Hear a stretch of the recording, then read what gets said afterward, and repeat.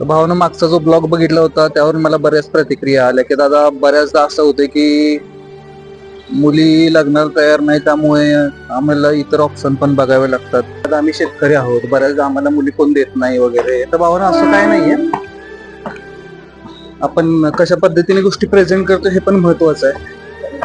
आणि त्यातल्या त्यात जर तुम्हाला करायचंच असेल लग्न दुसरं, म्हणजे ज्या व्यक्तीचा घटस्फोट झालाय त्या व्यक्तीशी जर तुम्हाला लग्न करायचंच असेल तर काही गोष्टींची शहानिशा करणं फार गरजेचं आहे. जसं की त्या व्यक्तीचा खरंच घटस्फोट झालेला आहे तर पहिल्यांदा तुम्ही हे चेक करा, कोर्टाचा एक नंबर असतो, त्याला CNR नंबर म्हणतात, तो ई पोर्टल वरती जाऊन टाकायचा. त्यानंतर त्या केसचं स्टेटस कळतं.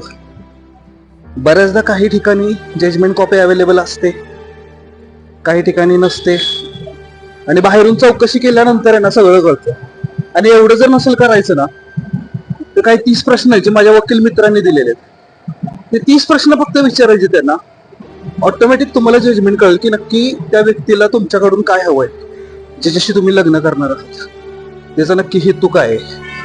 कारण हेतू समजणं फार महत्वाचं आहे, मुलगा असो किंवा मुलगी असो. आणि मला इथं कोणावर टीका करायची नाही, कोण चांगलं कोण वाईट, शेवटी तुम्हाला काय हवंय त्यावरती या सगळ्या गोष्टी मॅटर करतात. पण एक सावधगिरीचा भाग म्हणून शेवटी लिहिलेल्या गोष्टी होणार आहेत, त्याला कोणी टाळू शकत नाही. पण जितकी चांगली काळजी घेऊ तितकं चांगलं आहे, कारण आपण मुलं आहोत, आपण एका लेवल पर्यंत सहन करू शकतो. पण ह्या गोष्टीमध्ये नाहकपणे मुलांच्या आई वडिलांचा बळी फुकट जातो.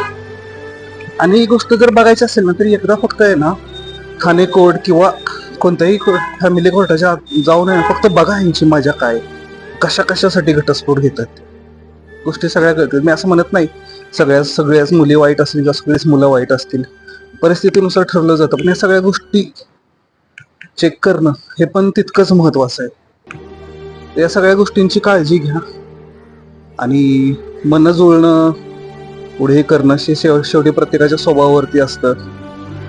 पण हेतू जाणणं हे फार महत्वाचं आहे. काळजी घ्या आणि तुमच्या आयुष्याचं डिसिजन पुढे चांगलंच होईल हे आशा करतो. थँक्यू.